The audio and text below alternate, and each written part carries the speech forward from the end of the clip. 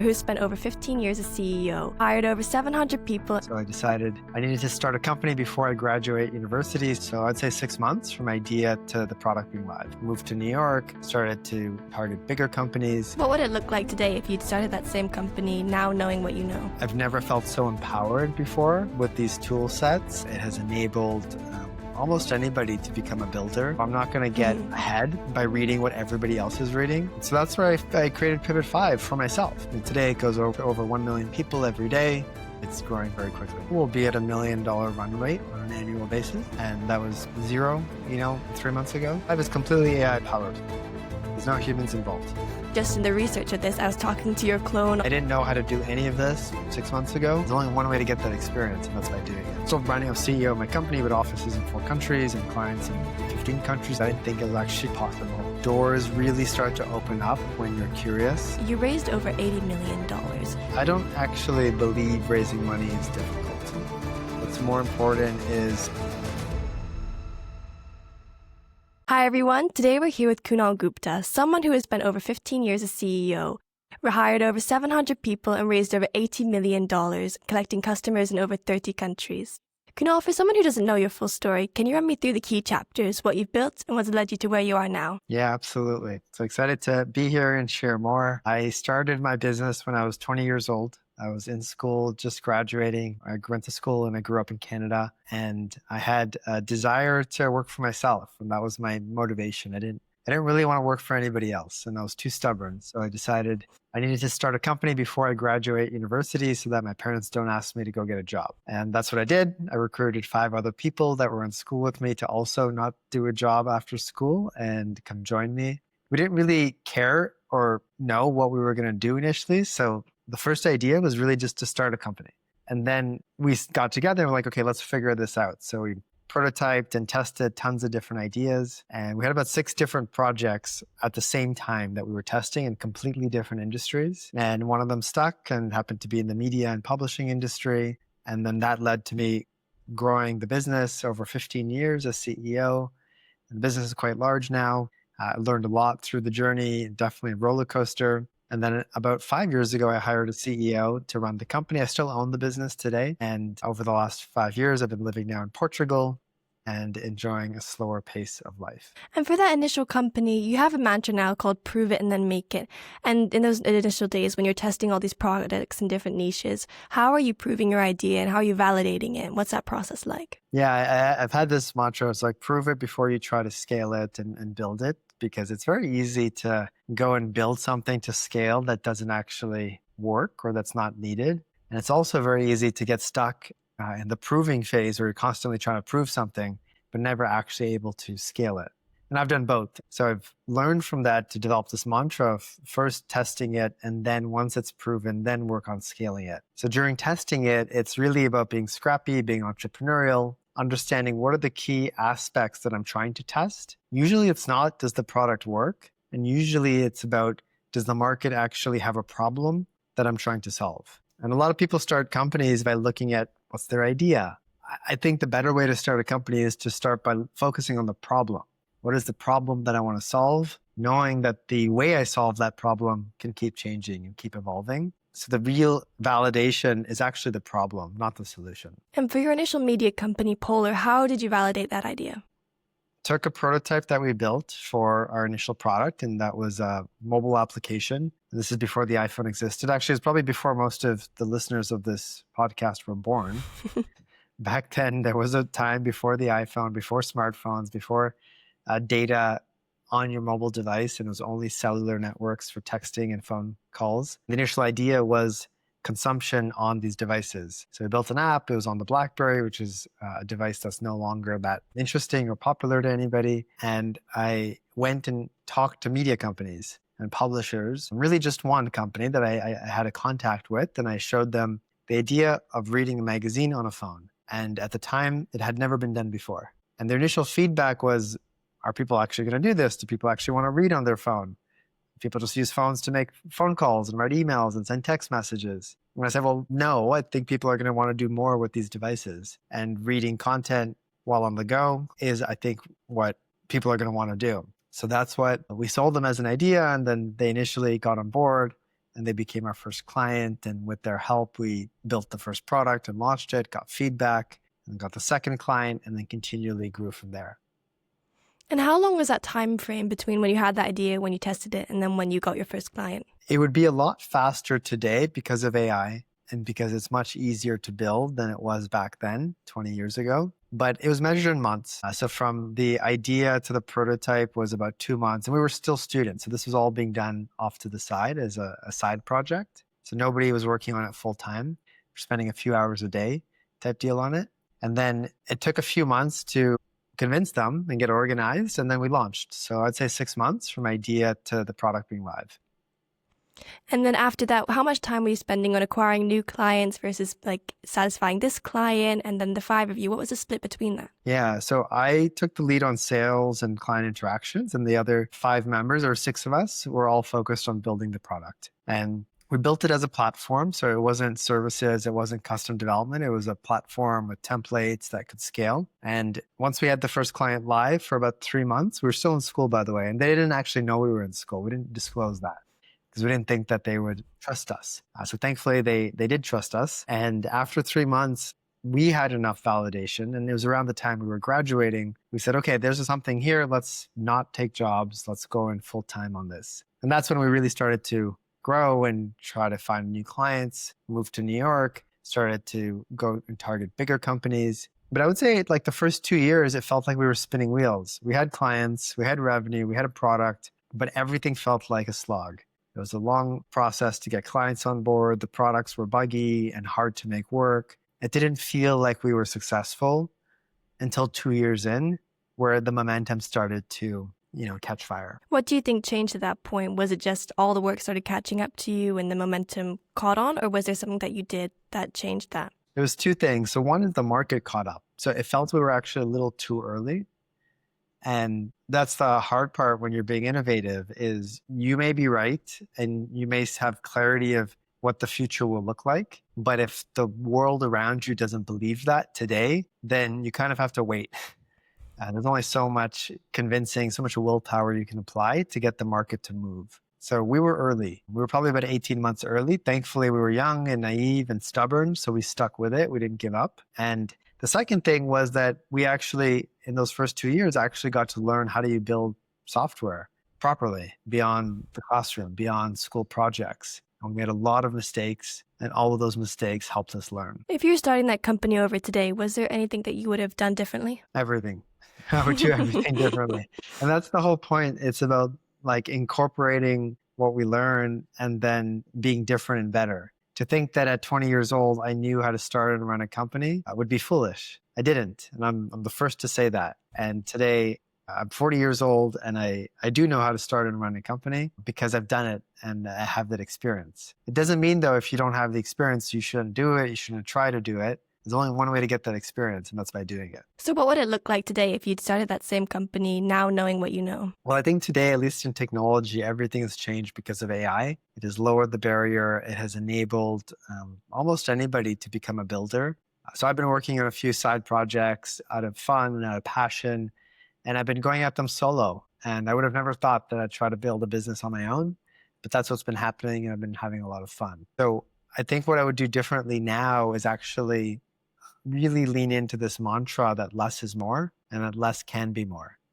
It's not about having a big company, a big team, a big customer base, big investors. There was a time and place for that. But I think now, at least for me, but I think for many others as well, I think it pays to be small and to be lean and to be focused on the actual purpose of a business, which is solving a problem for somebody. It's not about meetings. It's not about structures. It's not about Slack. It's not about all these other things that kind of get in the way. And I want to talk a little bit more actually about your involvement with AI because you're doing a lot more than what I think the typical person is doing on ChatGPT or Claude.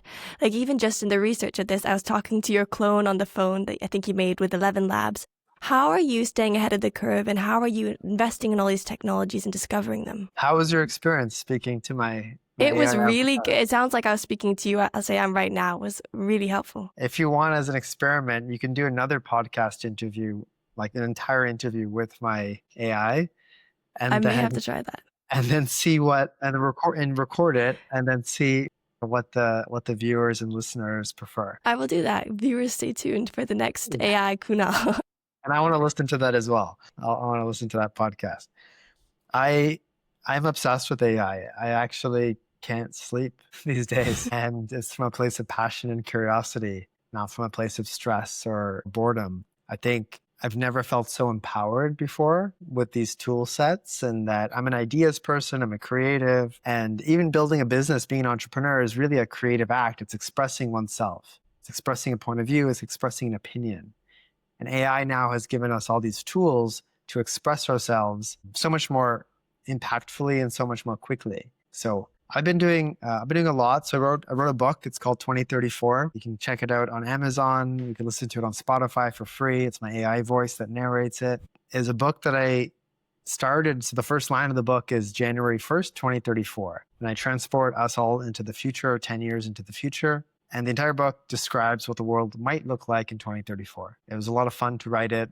I interviewed over 250 people shortly after ChatGPT release. So over the course of 2023, I had conversations with 250 people. They were all recorded with AI and with an editor. We went through the transcripts and then pulled out 100 ideas that different people came up with. And this was 2 years ago. So it was before we knew what AI was going to do to our world. And we still don't fully know, obviously. And that's what the book is. It looks at every aspect of society and humanity from all of these different lenses and builds out these 100 ideas. That's just one example of something I'm doing with AI.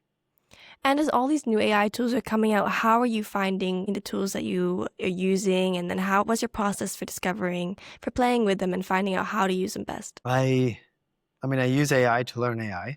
That's table stakes. I always have ChatGPT open. I actually just upgraded my computer because it was slowing down because I was using ChatGPT so much, and I use the pro version. I do have a lot of other friends, and like attracts like. We are the company we keep. So a lot of people around me are also AI geeks and enthusiasts and playing around with it. And I will say, like, I'm not technical. I do not write any code.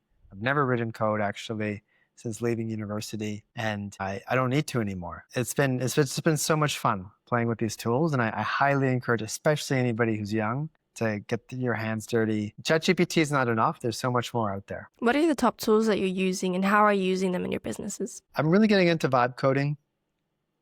With Lovable? Lovable is, I keep having to, like, every week add more credits, running out of credits. And then connected to Lovable, I would say N8N. So the letter N, the number 8, and the letter N. N8N is probably my second most used tool. And that's really the brains. It's a workflow orchestration tool. And Lovable is being used really for the front end. And then N8N is actually doing all the heavy lifting. It's like the engine of the car, where N8N is the cover and the paint.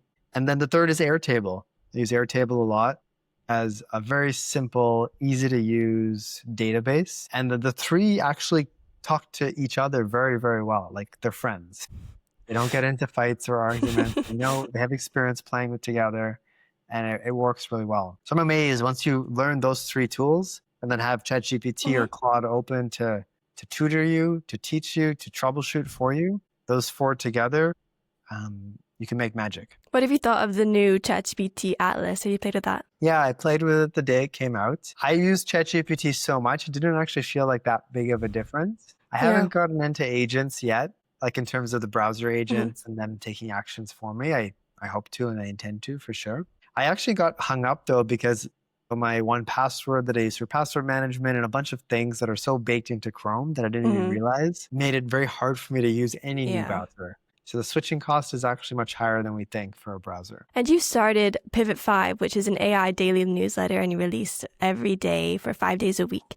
Can you tell me a little bit more about when you started that and what was the initial idea that sparked that concept? Yeah, I started Pivot 5 2 years ago, and it came from a place of feeling the information overload. I wanted to stay up to date of what was happening in AI, but there was way too much information coming at me, and it felt overwhelming and intimidating.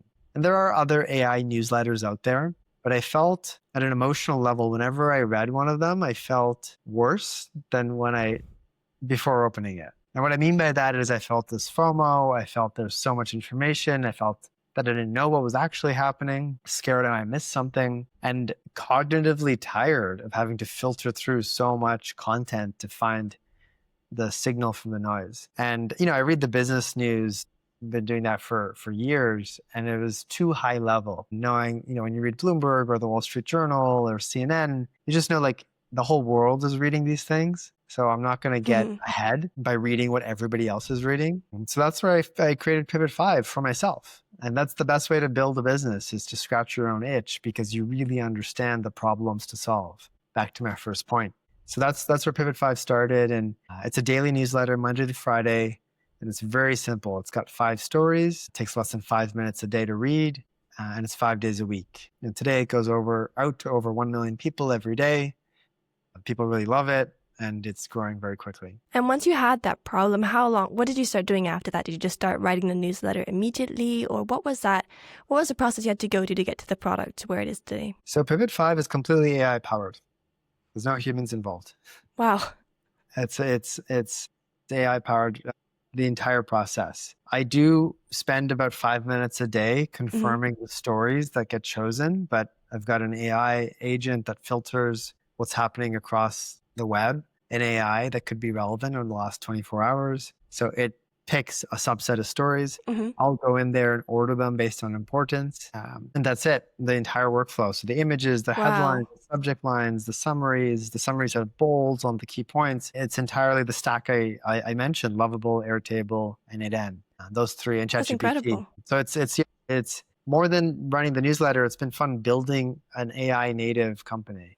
And I've done it 100% on my own. And I didn't know how to do any of this 6 months ago. So it was being done a little manually before, but now it's fully automated. And what were the exact steps you went through? Like, what are you prompting ChatGPT? How are you connecting these agents together? I just started with one feature at a time. And I think this approach is relevant for building anything. It's thinking through like, what's the simplest way I could get something to work? So, I was showing a friend the other day how to use my stack to build something. So we opened up Lovable. We created an empty text box with a submit button.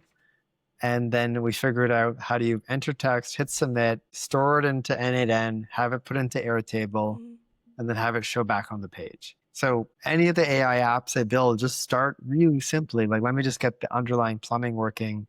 It takes less than an hour. And then let me just add one feature at a time.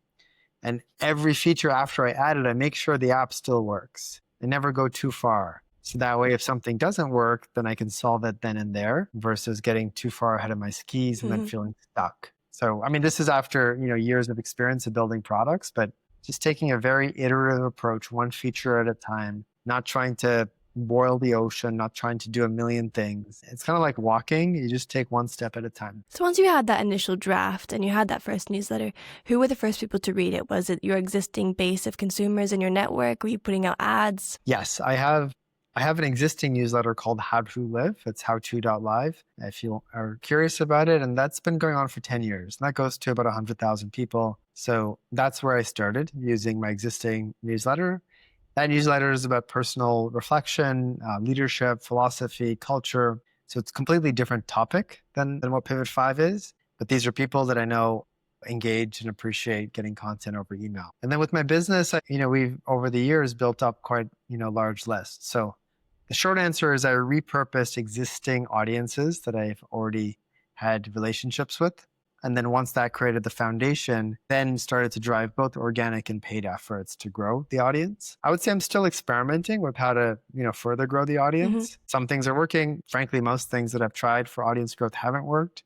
And that's all part of the process. So if you're starting a newsletter today or a new company today, what would be your process if you didn't have that existing base of consumers in your network to finding your very first customer? I would start by really understanding the problem and going to find an interview and speak with people who might have that problem. I often get pitched from people who are starting companies, and they're asking me questions, and they get annoyed with me because my answer is often, why are you asking me these questions? Like, you need to be asking your customers. You need to be asking people who are in the industry if that's a problem they have. So the biggest thing is like going to the right people, not wasting time trying to get opinions from people who don't actually have the problem. Talk to people who have the problem you're trying to solve. And then the second thing is to be curious, is to ask questions. It's not about trying to get them to buy your product or sell it. It's really understanding, confirming that they have the problem, understanding why they haven't solved it, understanding what alternatives they've considered, understanding how much the problem is worth to them. Would they pay for a solution to that problem? Who has to weigh in to agree on the solution to that problem? That's asking question after question after question to really understand them. And just to go back to Pivot 5 quickly, because you said, it has over 1 million active subscribers, sorry. And I pulled up some statistics as a comparison for what are good metrics for a newsletter for that size. So it said that a good metric would be an unsubscribe rate of less than 0.5%. You have 0.09%. Another good metric for that newsletter of that size would be an open rate of 15 to 25%, and you have 44%, and an active rate of active retention, of 83%. What about Pivot 5 do you think separates it from those other newsletters and makes those statistics so significantly higher? Yeah, so two things. So one is the product itself is a good product, and I've spent 2 years refining the format. It is designed for me. It's designed for somebody who's busy, who doesn't have a lot of time, who wants to stay in the know, is more business oriented than product oriented. So it kind of hits the target market, and it's very sticky in that sense. And then the second is actually, which helps the metrics, which is what you've quoted, is that if people aren't engaging with the newsletter, then we actually take them off. So the newsletter has actually been sent to 1.6 million people. Wow. But we've stopped sending it to people who aren't engaging with it. And what's the metric for them not engaging with it, not opening it regularly Opens enough? and clicks, yeah. Opens and clicks are the main metrics. And then do you permanently take them off your mailing list? Yeah, permanently take them off. And what was the intentionality? What changed from the initial product to where it is today? Were those metrics always that high, or have you really refined it as it's grown? It's definitely refined. The metrics are definitely growing. Just being able to use the product myself has been very helpful, and look at it with a critical lens and a fresh set of eyes as much as that's possible. I think at an emotional level, it's not being attached. It's not being stuck into thinking, well, this is what we did before, so that's what we're going to do now. For example, we have images. We have 5 images in the newsletter every day. Initially, they were orange. The color theme for the brand is orange, and they were a bit robotics and AI. You stick AI into any image gen tool, you end up getting a lot of robots and things like that. And we did that for over a year, and I never liked the images, and I just felt like I had to do it because we kept doing it. And then today, the images are completely different. They're colorful. They're a watercolor sketch. They're inviting. They're soft. It very much changes the brand. And I can guarantee you a year from now, the images will be different. If they're not, then we haven't been successful at iterating and adapting. And since you have so many subscribers, how are you getting advertisers? Because I see on the website that you can apply to advertise on it. Are you actively going out and doing outreach to get advertisers on the newsletter? Yeah, we have quite a few advertisers. It's a hot vertical. A lot of companies want to reach professionals who are interested and curious about AI. A few means. So advertisers contact us because they themselves get the newsletter and like it. Another way is that I have an agency that I've partnered with that have experience specifically with email ad sales. So they actually represent advertising sales for a number of newsletters, and they'll bundle it together. So that's been effective. And then my business was in the advertising industry, so I have quite a few relationships. So I've also leveraged that to secure some long-standing advertisers. Can you share any revenue numbers from those? How much are the spots going on the newsletter? If you can as well, that's okay. Yeah, I mean, in aggregate, the newsletter over the next month or so will be at $1 million run rate on an annual basis. And that was 0, 3 months ago. So just started to run ads, and I expect that to grow quite a bit next year. Are you investing a lot of that back into paid advertisements for the newsletter or no? Some, because there's no staff, there's not that many costs. And that's the thing about having an AI native business, is you can approach it in a very different way and do it much more efficiently. It's been actually a lot of fun to build it from scratch with AI being the primary objective. So it's a business that covers the AI industry, but what's more interesting about it is that it's AI powered.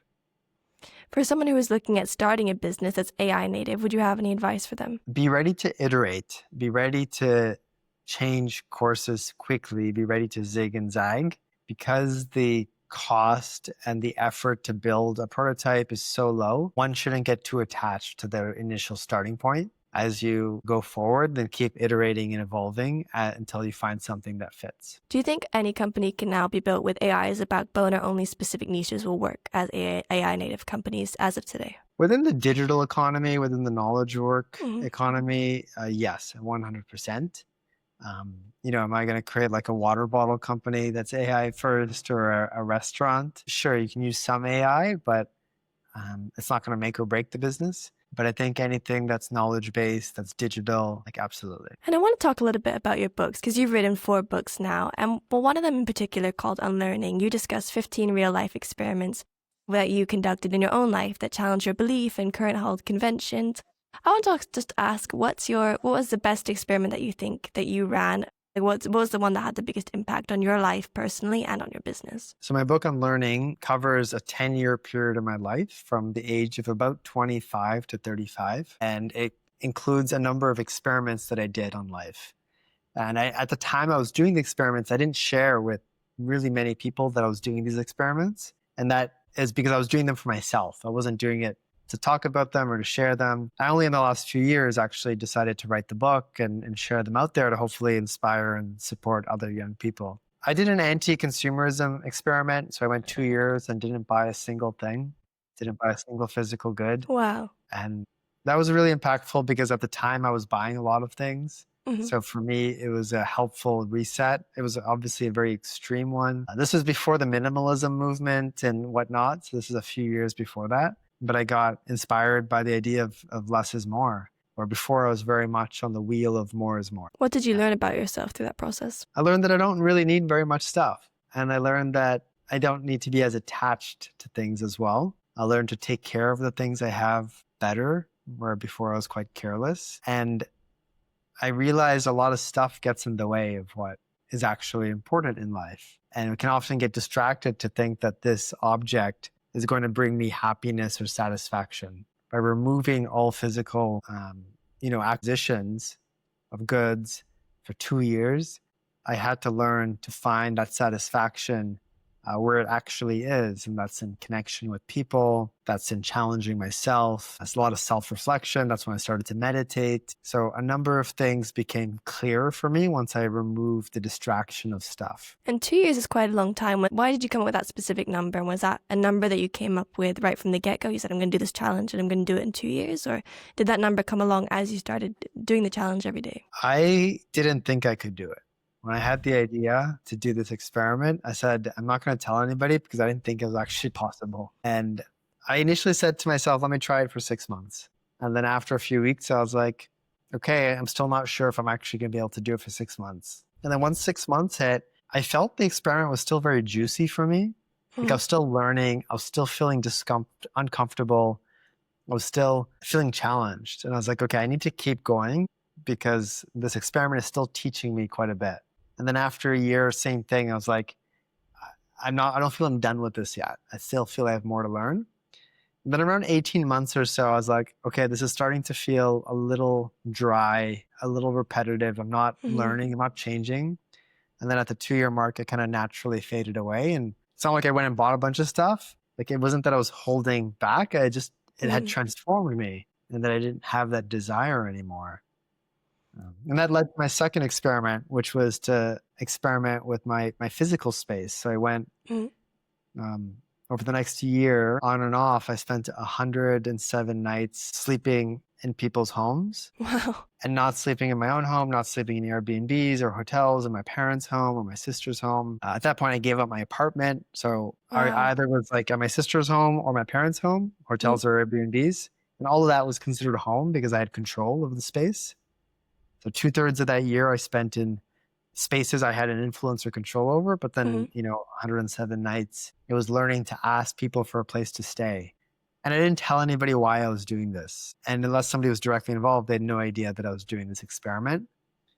And it was hard. Yeah. And that's why I wanted to do it. I wanted to challenge myself. And I'd already gotten rid of all of my stuff because the last 2 years I didn't buy anything. And still running, I was CEO of my company with offices in 4 countries and clients in probably 15 countries at that point. I was traveling every week for business. And I'd be doing like a full day of meetings in New York City. And then crash on a friend's couch in Brooklyn that night with my backpack. And the next day, kind of dress up and go back in the city and pretend like I had stayed at a hotel and I was comfortable, even though I was anything but that. And what's your ideation process for coming up with those experiments? Because they're very unique, and especially before you had AI to talk to and to ask for ideas and things like that. How did you come up with those? A lot of it was self-reflection. So I got really into mindfulness and meditation, journaling. So a lot of these came from deep inside myself by Hmm. taking a moment to sit and think and reflect and observe myself. Some of it came from watching documentaries and I guess really being curious. So reading books and documentaries and conversations with other people. The houseless experiment, I was on a meditation retreat, a 10-day silent retreat. And at the end of it, you start to talk to each other, for about half a day once you come out of silence. And I met somebody who had lived out of his van for 4 years. Wow. And that clearly planted a seed in me. I saw this documentary called The Kindness Diary of this Australian man who traveled the world off the kindness of others, and he documented it. So a lot of these were influences that inspired me to do my own version. And I was much younger, then, very motivated in a different way than I am now. So it was the right thing to do, at the right time. And are you running any of these experiments today? Not in the same way, partly because I feel satisfied. I feel Hmm. like got it out of my system. They challenged me, they helped me learn, they helped me grow. And I feel much more at peace with Hmm. who I am and how I move through the world today. My experiments now have a probably more creative lens, like writing a book or vibe coding an Hmm. app or learning a new topic or a new skill. So it's less about challenging myself and more about exploring curiosity. And as you're doing all these things, as you're writing books and running your companies, and you've got the newsletter and you're playing with AI, how are you auditing your time? So in my other book, Chief Everything Officer, which is my business memoir, I have a chapter on this topic. And I talk about how I started to do time audits in a very methodological way. And I had a spreadsheet. This is 12 longer. This is 14 years ago. And I would pull out my calendar and try to audit where am I spending my time. And I did an annual audit for 4 or 5 years. And I published it to the team. And I published it publicly on my blog to say, here's how I spend my time, what cities I'm in, what activities I'm doing, what type of meetings I'm doing, how much of it is with my team versus clients versus investors. And it was really enlightening. But under that is really a desire to be aware, a desire to bring awareness and put the attention on a very valuable resource, which is our time. I think today, because I'm not active operationally in a company, I have a lot more flexibility. I don't really keep a calendar. I don't have meetings. I don't have Zoom calls. So that forces me to implement my own structure, which I do through a morning routine that's, quite grounding for me. A few daily activities that I enjoy, be it professional or personal. Me and my partner enjoy spending time together. So it looks very different today in terms of how I spend my time than when I was, running a company. And through doing that audit, how much of your behavior changed, and what changed? So the first audit I did, before I did the audit, I estimated how much time I'm spending in each bucket. And I did the audit, and then I realized how wrong I was. And that was pretty eye-opening. And one example was that as I looked at all the meetings I had in that year, which were thousands, and I categorized them as how many are with the team, internal versus clients, versus press versus investors versus partnerships. And my guess was I probably would have done 10 or 15% of my time as internal meetings. And it came out close to 40%. Wow. And I was appalled because I was the number one salesperson in the team and my job was to be with clients. But I was spending more time with the team than with clients. And that didn't feel right. And the fact that I didn't even know that was the case, really inspired me. So literally a week later, I turned around to the whole team and I announced that I realized for me to have less meetings internally, the whole company had to have less meetings. So I did an experiment with the team where we said every Tuesday and Thursday was going to be a meeting-free day. And that happens a bit today, but this is 12 years ago. That is a long time ago before anybody had ever done it. And I continued to do the time audit, and the number of meetings I did with the team, came down to under 15%, thanks to this practice. And everybody in the company was also doing less meetings and more work. So that's an example of how bringing awareness to something can be eye-opening, and that awareness itself inspires action. And that action leads to change. So if someone wanted to gain more awareness about themselves, where would you suggest they start? With a time audit or with something else? I think reflection is very helpful. And how one reflects doesn't really matter.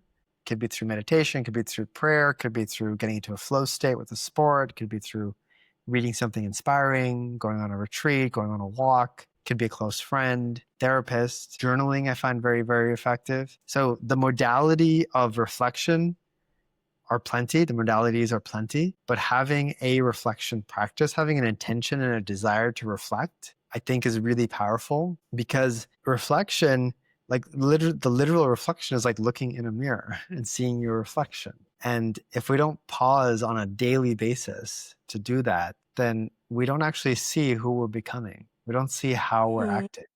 We don't see how we're showing up. The reflection, just by seeing ourselves, allows us to course correct and self-adjust. And it almost happens unconsciously. Like if I see an injury on my hand or my arm or my leg, I don't have to think, hey, should I go like care for it? I'll go get a Band-Aid or I'll go get an ice pack. Like it'll be unconscious of like, I need to take care of this. So similarly, like reflecting of like, okay, today I'm feeling a lot of emotion on this one topic. Okay, clearly I need to bring my attention on that versus trying to ignore it. So reflection as a practice would be the number one way I would say to catalyze change.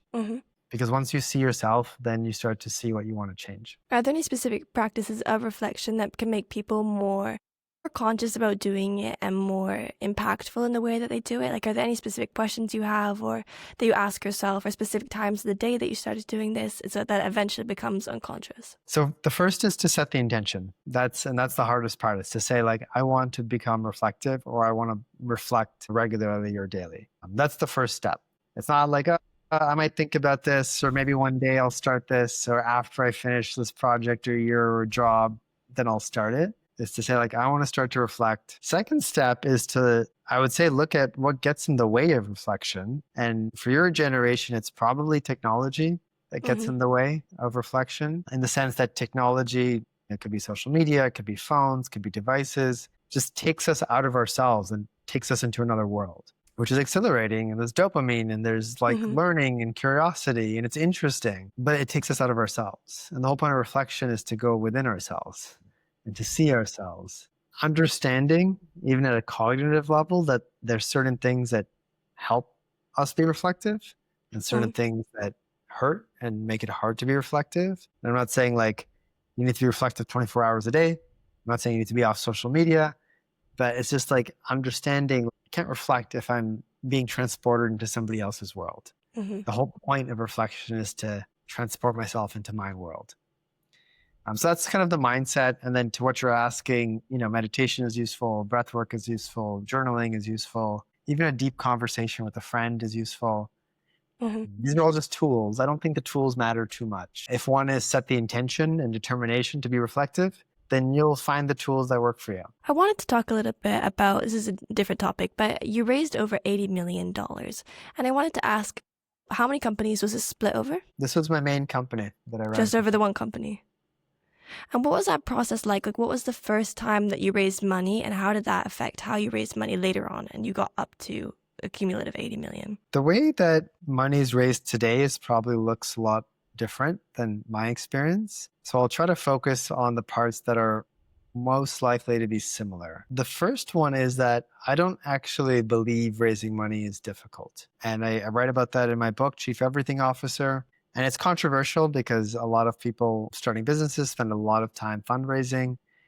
And I think that time is better spent solving a problem for a customer or a user, building the product or spending time with customers. If you're solving a problem for a customer and they value that solution, then raising money is easy, because it's very easy to demonstrate like, here's the market, here's the problem we're solving, and here's what people are saying and paying us to solve that problem. If that's very clear, as in if you have a good business, then the raising the money becomes a bit more administrative, a bit more of a process that's it's quite tactical versus strategic. If you have to work really hard on raising money, then I think you need to ask, is this actually a good business?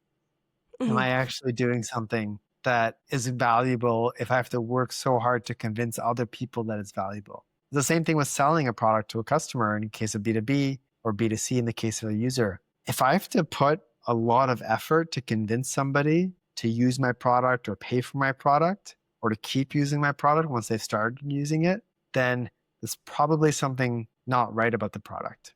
So it's not the answer you're looking for, but it's what I believe, which is to like focus on the problem you're trying to solve. And if you do that well, then everything else becomes easy. And if you can't do that well, everything else will feel hard. And there's a story I read, actually talking to your 11 Labs clone, about when you're at Waterloo raising your first $13,000 for a student conference for the university. Can you tell me a little bit more about that? Yeah, so when I was a university student, I started an entrepreneurship club on campus. It was the first one of its kind in Canada. This is a very long time ago, before entrepreneurship was cool. And we had rented a hotel. We had got entrepreneurs to come and speak. We had gotten sponsors. And the day before the conference was on a Saturday morning. And the Friday afternoon, the hotel called me and said, hey, you need to pay a deposit for the event. And I didn't have the money. And we had sponsors, so we knew where the money was coming for, but the sponsors were IBM and MasterCard and Deloitte, and they take forever to pay, which I was 18 years old at the time. I didn't know that. So I didn't understand that like the timing of my revenue versus my expenses mattered. So it was 4:30 p.m. I still remember this. I went to the vice president of finance for the student council for the university. And I said to him, I need you to write me a check for $13,000 now. Otherwise, I can't host this conference tomorrow. And he kind of stared at me. He's like, are you crazy?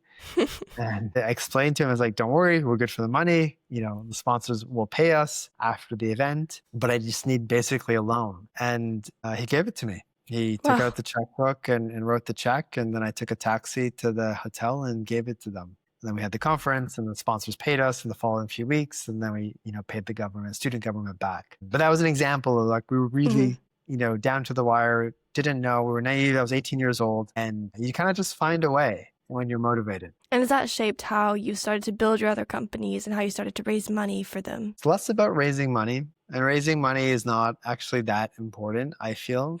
What's more important is solving the problem for the customer. I think especially now, if anybody's thinking of starting a company, because AI has made it so easy, at least within a digital context, to start something, you shouldn't need to raise money. You should be able to start something, and if you're solving a problem for somebody, then they'll pay you for that eventually.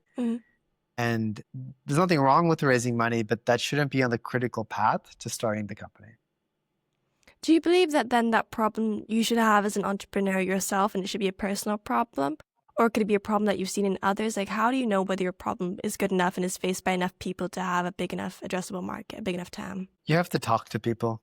You have to get out there. You have to put it out there. And once you've put it out there and spoken with people, you have to be open to listening. Initially, I went through periods where I was not open to listening. And we launched lots of products that failed. They were dead on arrival. And I always attribute it back to the character trait of, in those moments, I wasn't listening close enough to what people were telling me. If enough people are saying, yes, I want this, that's a sign to do it. If enough people are saying, interesting but not required, and nice to have but not a must have, if enough people say that, then it's better to listen. So learning to listen, which is very humbling because you have an idea, you're excited by it, you're going to pitch it. But learning to listen is, I think, one of the most important characteristics of a leader and an entrepreneur. And just to wrap this up, the scene is yours. Is there anything else that you wanted to share with our listeners today that you haven't yet? I would say to stay curious. You'll be surprised how far pulling your own thread of curiosity can take you, and how doors really start to open up when you're curious about what might be on the other side. Thank you so much. That's a wrap.